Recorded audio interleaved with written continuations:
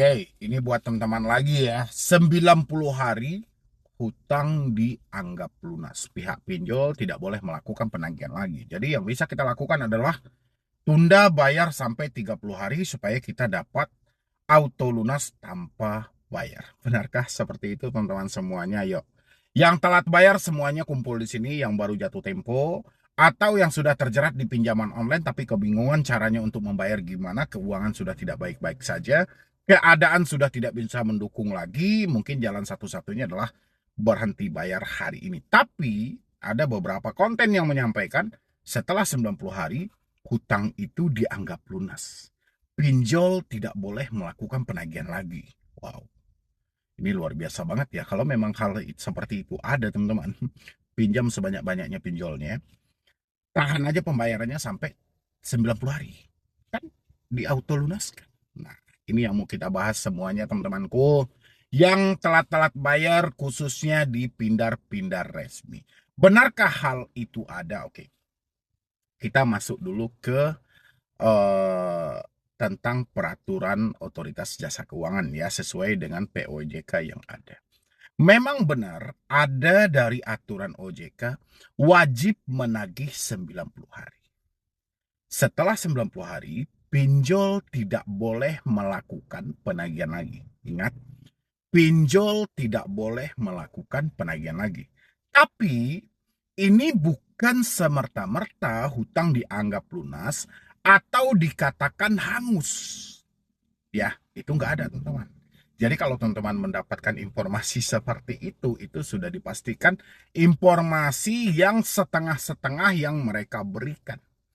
Pasti ada tujuan dan maksud lain di balik konten yang mereka bikin seperti itu. Entah mereka itu mau menawarkan jasa, entah mereka mau menawarkan hapus data, entah mereka mau ngajak Anda untuk minjam dengan sistem bagi hasil, atau mereka sedang berupaya melakukan tindakan-tindakan kejahatan dengan menggunakan data Anda. Biasanya video-video itu mereka potong-potong. Ya, tapi yang sebenarnya teman-teman semuanya, setelah 90 hari hutang bukan semerta-merta hangus atau auto lunas. Tapi di dalam aturan itu tetap pihak pinjol masih mempunyai dua opsi lagi. Memang secara internal mereka tidak boleh lagi melakukan penagihan karena mereka wajib menyerahkan data tersebut kepada otoritas jasa keuangan untuk ditindaklanjuti.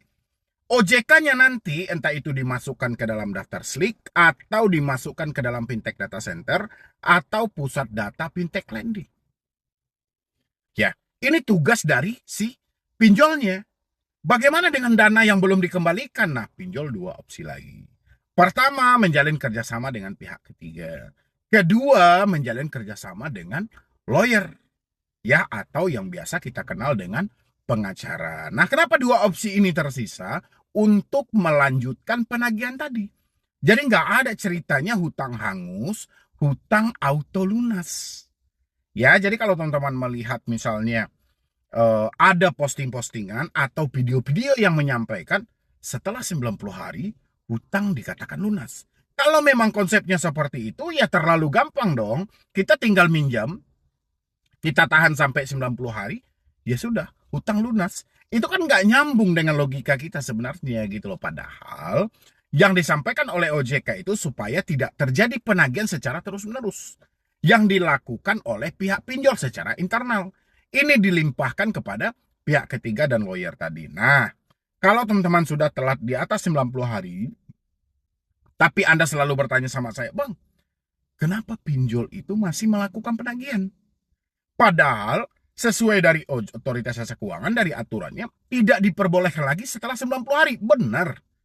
Pinjolnya tidak diperbolehkan, itu yang menagih dari pihak ketiga. Entah itu namanya Telmak Integrasi Indonesia, atau Celsius, atau misalnya nanti MKM, dan lain sebagainya. Banyak vendor. Banyak vendor yang mereka menjalin kerjasama dengan hal itu untuk melanjutkan versi penagihan itu. Dan ada juga dari beberapa pinjol juga terkadang belum mencapai 90 hari sudah dilimpahkan kepada pihak ketiga. Ya, dan habis itu muncul lagi opsi. Ada juga yang menyampaikan, Setelah 90 hari, pinjol akan memproses kita ke jalur hukum. Kemarin saya juga sudah membahas video tentang itu, teman-teman semuanya. Ya, tapi saya jelaskan lagi buat Anda. Oke. Opsi itu memang ada, diperbolehkan dalam aturan OJK itu memang diperbolehkan.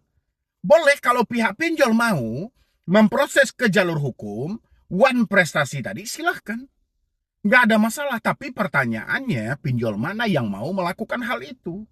Untuk gugatan sederhana aja mereka hanya lebih kepada gertakan kepada diri Anda bahwasanya benar-benar pinjol bisa memproses ke jalur hukum. Padahal pinjol itu juga berpikir sangat matang kalau hal-hal seperti ini harus dilimpahkan kepada jalur hukum. Kenapa? Karena waktu. Kemarin kan saya bahas tuh, waktunya cukup lama. Biaya persidangannya cukup mahal. Hasil keputusannya pun juga tidak memuaskan. Pinjol tidak mau ini. Ya, yang diinginkan pinjol adalah biaya murah, instan, potensi untuk mendapatkan tagihan besar. Makanya pinjol itu lebih mengambil opsi menjalin kerjasama dengan pihak ketiga. Melanjutkan penagihan tadi. Dia tidak mau nih mengambil opsi yang menjalin kerjasama dengan lawyer, menjatuhkan Anda ke one prestasi atau proses hukum. Karena banyak hal yang mereka pertimbangkan. Dan ada lagi sebenarnya, pinjol itu juga khawatir teman-teman semuanya gitu loh. Sistem buruk mereka itu kan terbongkar. Karena kan kita tahu juga beberapa pinjol legal masih menerapkan yang namanya skema tatpole. Yang mana skema tatpole ini skema yang sangat merugikan konsumen. Ansuran pertamanya bisa mencapai 80%. Ya, dan jaraknya hanya 10 hari atau 14 hari. Biasanya 10 hari mereka sudah melakukan penagihan. Mereka memberikan peringatan tapi sudah melakukan penekanan. Ini skema tatpole, skema kecebong. Yang mana kepalanya lebih besar daripada ekornya. Mereka juga takut hal ini ketahuan. Hal ini terbongkar. Ada sistem buruk di dalam hal itu. Bukan hanya tatpole saja. Belum lagi penerapan bunga yang tidak sesuai dengan aturan. Mereka juga takut terbongkar hal itu. Belum lagi mekanisme mereka untuk menentukan calon si browernya. Ya, hari ini kalau kita hitung-hitung NPL pinjol itu sebenarnya akan menyentuh di angka 5%. Tapi karena sulapan data supaya mereka kelihatan tetap stabil, mereka bikin di 2% sekian. Ya, biar teman-teman tahu gitu loh. Jadi angka kredit macet itu sebenarnya sudah cukup signifikan. Karena saya selalu sampaikan, tidak ada satu usaha pun yang bisa menang melawan pinjol. Semuanya akan kalah. Bunga pinjol yang besar, tenor yang singkat, cara penagihan tidak beretika, ini adalah poin-poin yang menyumbang angka macet kredit yang cukup tinggi. Ya, paham ya buat teman-teman semuanya. Jadi, tidak ada cerita setelah 90 hari itu hutang dianggap lunas. Tapi ini bukan menjadi suatu hal yang menakutkan. Justru setelah 90 hari, sebenarnya kita sudah ada peluang untuk menegosiasikan. Tapi ini jangan dijadikan sebagai moral azab ya. Moral azab itu dalam arti, mentang-mentang Anda sudah tahu setelah 90 hari akan terbuka ruang negosiasi, malah semuanya tidak membayar hutang pada tepat waktu. Malah semuanya sengaja untuk menunda. Itu namanya moral hazard. Tapi kalau teman-teman semuanya benar-benar dibenturkan dengan keadaan ekonomi yang tidak memungkinkan lagi, ya kita apa boleh buat. Tapi di samping itu, tetap harus bekerja, berusaha, tabungkan uang Anda. Begitu uang kita sudah tertabung, uang kita sudah mencukupi, coba dilihat dulu kira-kira pinjol mana yang bisa untuk kita negosiasi dulu. Tawarkan negosiasi dari kita. Karena negosiasi itu ada dua kan. Kita yang menawarkan, pinjol yang menawarkan. Nah, setelah 90 hari kita lihat pinjol tidak menawarkan, ya kita yang menawarkan. Atau kita tidak menawarkan, pinjol akan menawarkan nanti.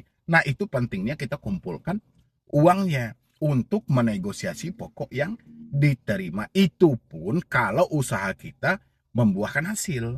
Kalau misalnya usaha tidak membuahkan hasil, daripada terjadi gali lubang tutup lubang, lebih baik berhenti bayar. Ya, tapi jangan pernah mau dibodohi oleh konten kreator yang menyampaikan setelah 90 hari, pinjol tidak boleh menagih lagi, hutang auto lunas. Itu tidak ada. Ya, teman-teman semuanya, mungkin dari saya cuma itu aja. Terima kasih banyak. Untuk teman-teman, jangan lupa di-support. Dan itu juga ada nomor saya yang mau konsultasi, silahkan. Oke? Jadi sekian dulu dari saya, Medi Bruni. Wassalam.